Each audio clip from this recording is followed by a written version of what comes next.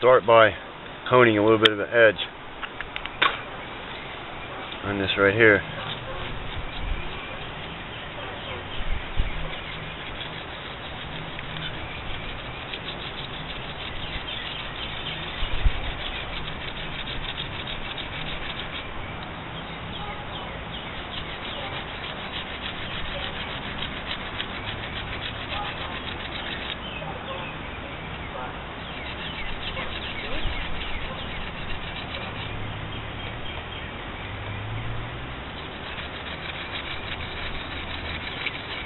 First, before I can start making my father and son bow, I've got to soak these rope fibers in water to soften them up.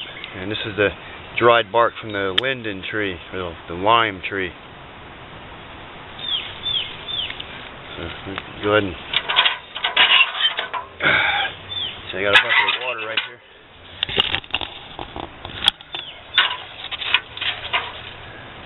Just go ahead and put that in the bucket.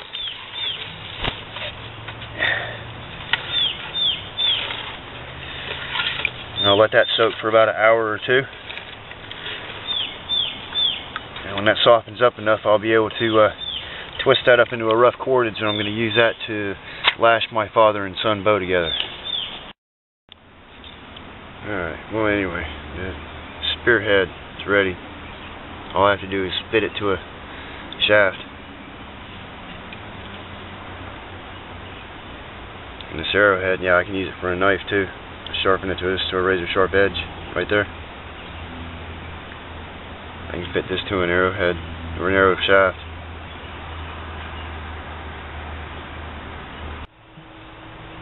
The things I'll need to build my spear with are a suitable spear shaft with a split in the end of it, my spearhead with nice barbs on it, and a bone collar to lock it in place with.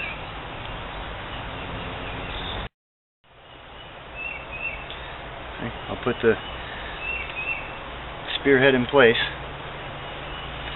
and I'll take that bone collar and slide it forward.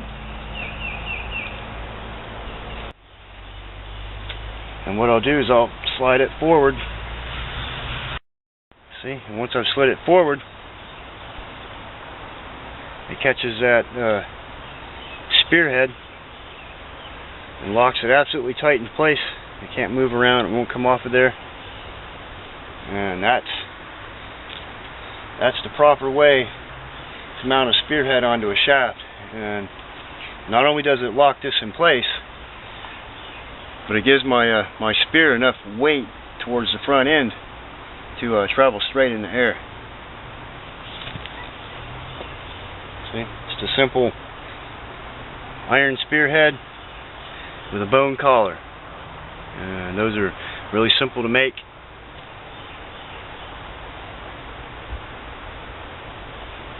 And it's just simply the best that it can be.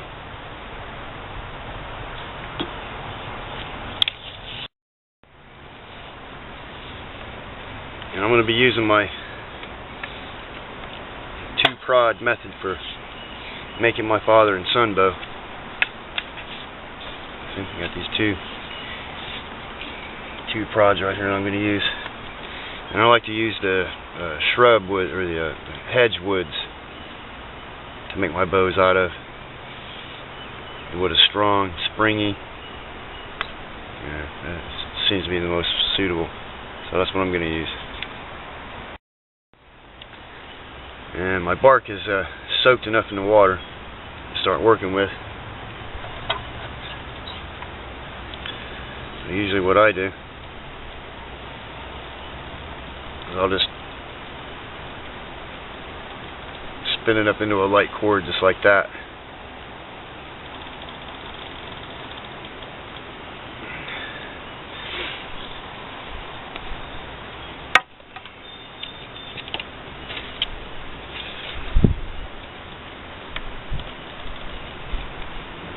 Prods the way I want them.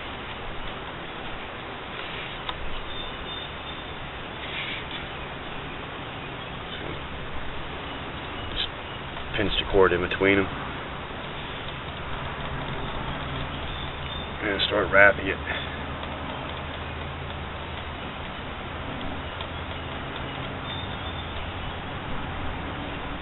Just make sure you got a good twist on it. That's all you got to do. Yeah.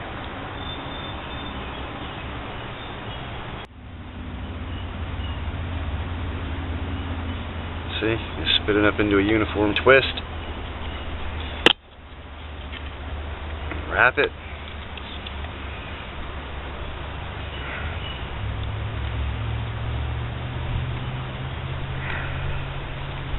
See, you have to.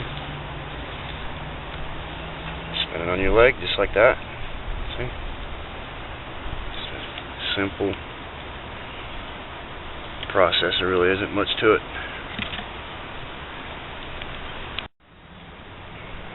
Lock it off with half hitches. See? And then it'll look like that. See?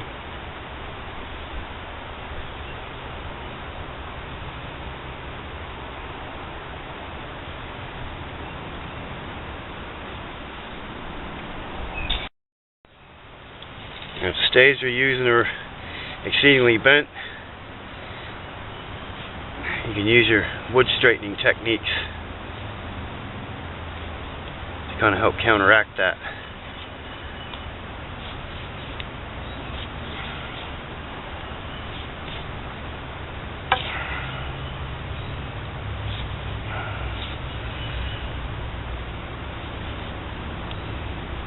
Yeah, see, like that. If your bark fibers are too wide, too thick, strip them down just like that, and adjust the diameter of them when the diameter of the cordage when it's twisted up.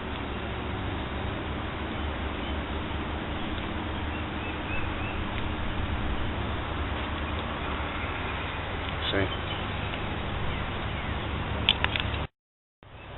You just take it, roll it on your leg just like that. Roll it up into a nice tight cord. It's all nice, neat, and uniform.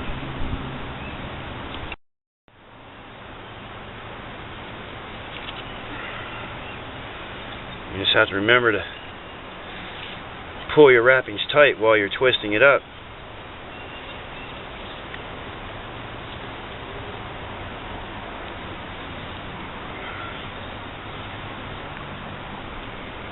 See, yeah.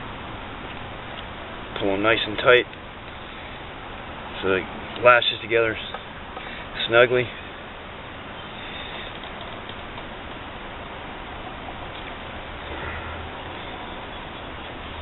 Make sure your cord is just twisted up the way it should be.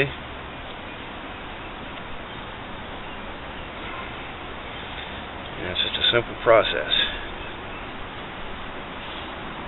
See? Then you have to insert your little dowels.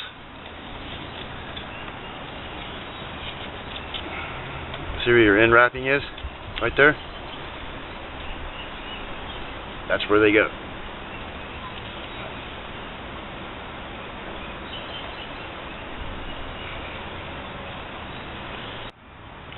And then the last thing you do is you tie your prod to the helper, which is the father and the son, and when you tie them, you pull a little bit of tension on it, and you do that on both ends. See? Do that to both ends. And it lashes in the middle, right there, and right there. That's 5 points. You have to have 5 points of contact. And that's all there is to making the father and son bow. And for the bowstring, usually what I do is I'll get the root from a black walnut tree and I'll split it.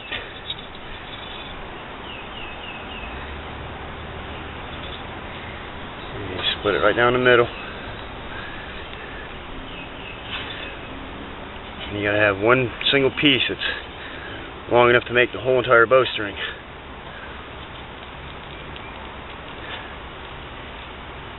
See, so whenever it goes thin, you grab onto the thick part, bend the thick part back.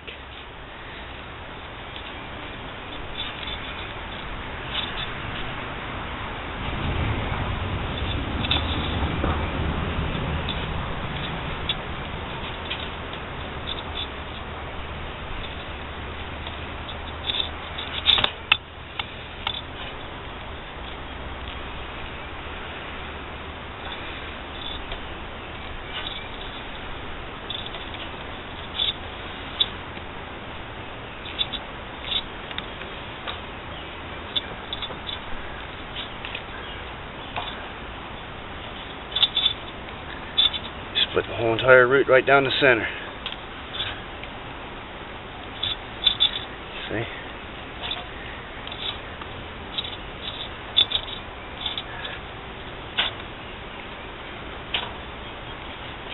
You always pull on the thick part, not the thin part. That's all there is to that. That's a pretty easy thing to do. Then when you're done, see, you got 2 pieces. So that'll give you 2 bowstrings. If one of them should happen to snap, I'll have a spare.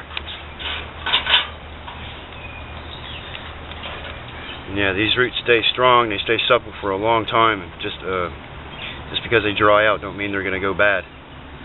So I'll put one of these up, and the other one I'll use for a bowstring for now.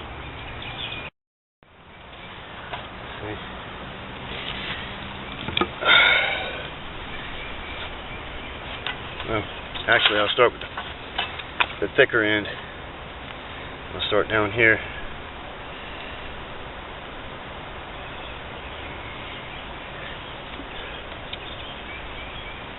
This is the back side of my bow.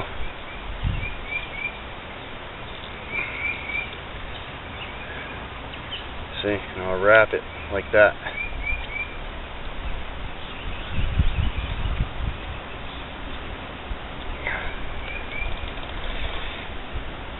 And I'll lock that off with a half hitch.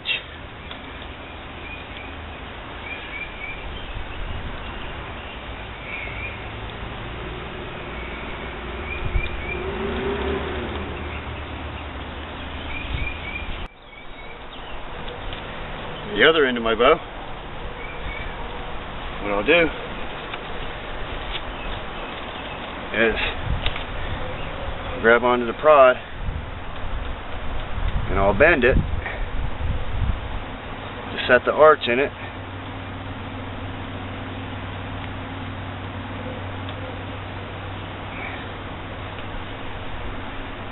And then I'll wrap my root around there several times to make sure it's anchored on there sufficiently. I don't want it to ever come loose, not until I want to untie it.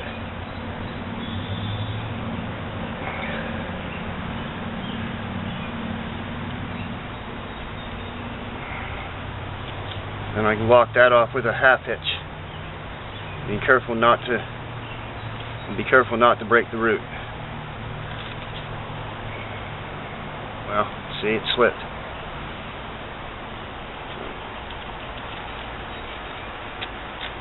A little bit of trial and error there.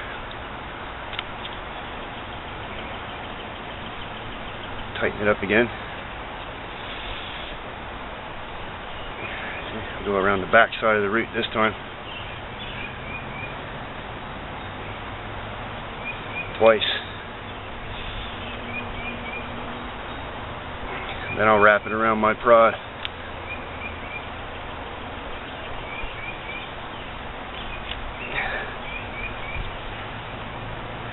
And holding it still with my finger so it don't slip.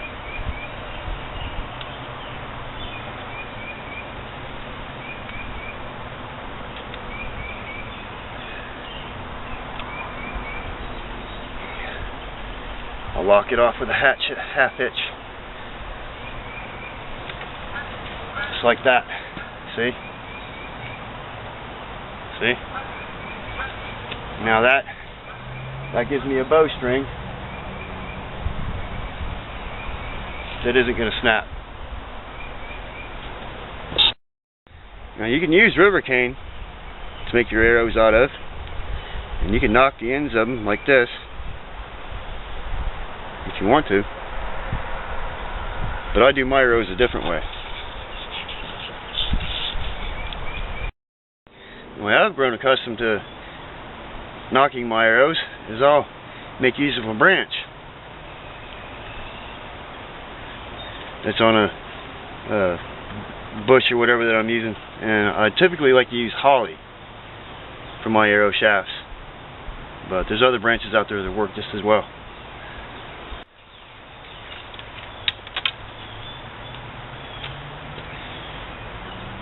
See? Just simply knock the arrow like that. Yeah, it works pretty good.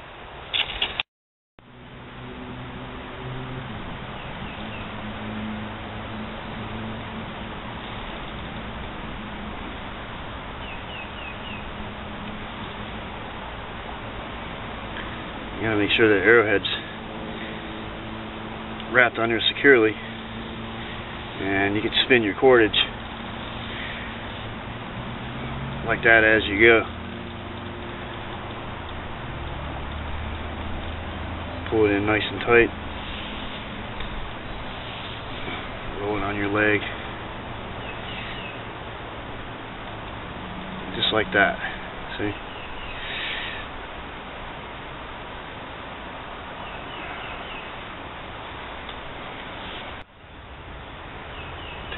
You take a loop.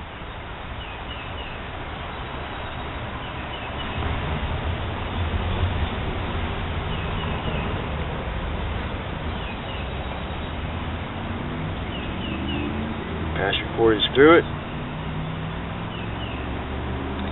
Like that. See? Pull it on nice and tight. Pull it through like that, and it won't come undone.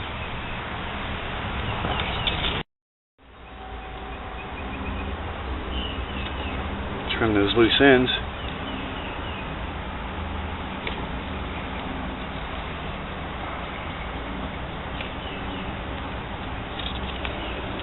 See, when you finish, you should have something that looks very much like that.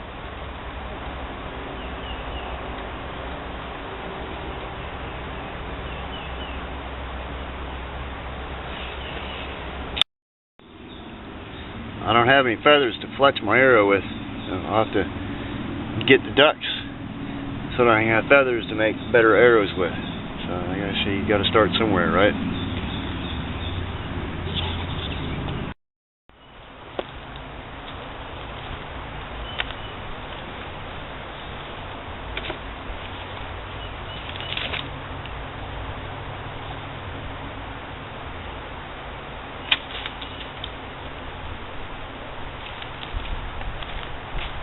Yeah, that worked pretty good.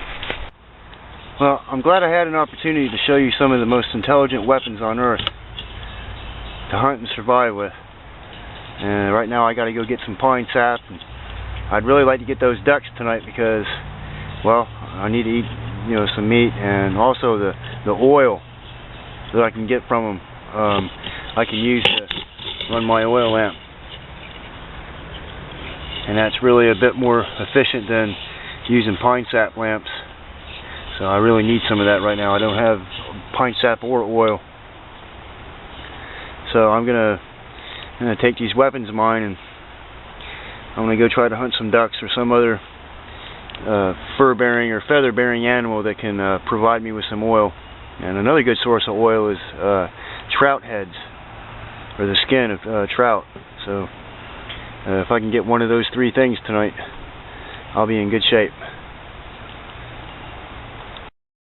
Well, sorry I got to go, but I have to go do some hunting. So I'll see you next time.